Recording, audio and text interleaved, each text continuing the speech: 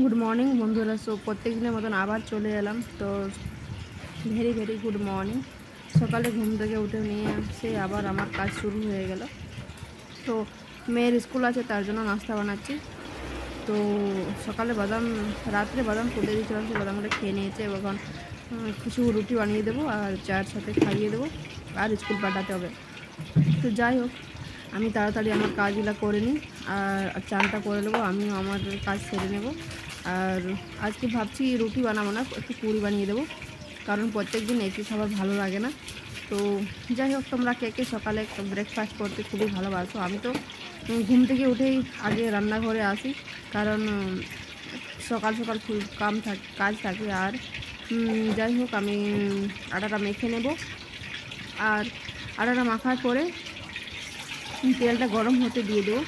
তো তোমরা সবাই সকালে ঘুম থেকে ওঠে আগে কি কাজ করো? আগে ব্রাশ করো না কিচেনে যাও?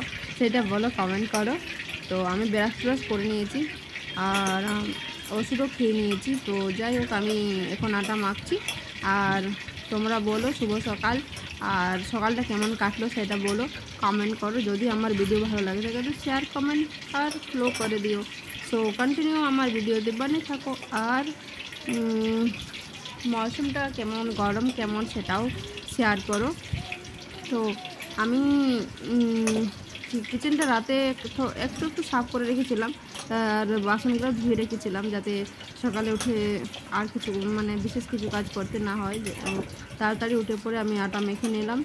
আর আটা মেখে তেলটা গরম হতে দিয়ে দেবো, কারণ তেলটা গরম না হলে তো আবার ভালো করে ফুলবে না। তেলটা আগে গরম হতে দেবো। তো আটাটা মাখতে মাখতে আমি ভাবছিলাম যে তেলটা এক সাইডে গরম হোক।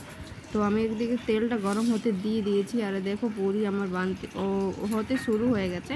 তো আমি ভাবলাম কি কটাই বানাই, কারণ বেশি করে বানাবো না, কারণ 3 জন তো আছেই। মেয়ে 2টো খাবে, আমি 4টে খাবো, আর বাবু মশাই 4টে খাবে। তো 4টে 4টে 8টে 10টা পুরি বানালেই হবে। তো আমি ভাবলাম যে পুরীর সাথে একটু চা বানাবো। তো চায়ের জন্য জল এক সাইডে করে রেখেছি, আর রাতের একটু সবজি আছে, সেটা বাবু মশাইকে দিয়ে দেবো। তো সেই ওই সবজিটা দিয়ে বাবু মশাই খেয়ে যাবে, আমি চায়ের সাথে খাবো, আর মেয়েকে চায়ের সাথে খাইয়ে দেবো। তো আমার সকালেও তো খেতে ভালো লাগে না, তো যাই হোক খিদে পাই, তো দুটো একটা খেতেই হবে। তো আমার লাল লাল পুরি খেতে খুবই ভালো লাগে, গরম গরম। তো তাই ভাবলাম যে আজ পুরিই বানাইনি। তো তার মধ্যে আবার মেয়ে জিজ্ঞেস করছে যে আমি ম্যাগি খাবো না। বেটা, ম্যাগি এখন খাও না, তুমি একটু পুরি খেয়ে নেবে। তো যাই হোক, আমি ওকে পুরি দিয়ে দিয়েছিলাম। একটা খেতে খেতে বলছিল মাম্মি আমি ম্যাগি খাবো। বলি ম্যাগি না বেটা, পুরি খাও। তো ওকে চায়ের সাথে আমি পুরি খাইয়ে দিলাম। আর আবার আমাদের জন্য যে রুটিগুলো ছিল সেগুলো আমি করে নিলাম। আর করার পরে আমি আবার চান করব, আর তার এক সাইডে ভাতটা চাপাই দেবো, আর ডালটা চাপিয়ে দেবো, আর আমি চান করতে যাব। যেহেতু কান আগেই আমি ধুয়ে নিয়েছিলাম, ব্রাশ ট্রাশ করে নিয়েছিলাম। তো আমি ভাবলাম যে চালটা বসার পরে আমি স্নানটা সেরে ফেলবো, আর বাকি যে ঘরের কাজগুলো পোছাপছিগুলো সেটা আমি চান টান করা যাবে। তো যাই হোক, তো আবার আমার ভিডিও কেমন লাগলো বলো। আর তোমরা আমার কাছে থাকো, আমার প্লিজ আমার ফলো করো, আর ফলো করে শেয়ার করো। আর যদি ভালো লাগে থাকে তো কমেন্ট করো, আর কন্টিনিউ আমার ভিডিওতে বানিয়ে থাকো। আর এই হলো আমার আজকের ব্রেকফাস্ট। চাও আমার হয়ে গেছে। তো চায়ের জন্য আমি জল দিয়েছিলাম, সেখানে চা পাতি দিতে ভুলে গেছিলাম। তো যাই হোক, তোমরা আমার এই যে ভাতের জন্য চাল ফেললাম। তো ভাবছিলাম আজ কী বানাবো। তো মেয়ের জন্য 2টো ডিম দিতে হয়, কারণ মেয়ে প্রত্যেক দিন ডিম ছাড়া ভাত খায় না। তো তার জন্য মেয়ের জন্য দিতেই হয়।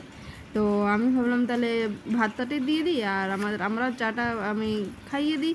তো যাই হোক, আমার ভিডিওতে বানিয়ে থাকো তোমরা, আর অবশ্যই শেয়ার করো, কমেন্ট করো। আর আবার দেখা হবে নেক্সট ব্লগে।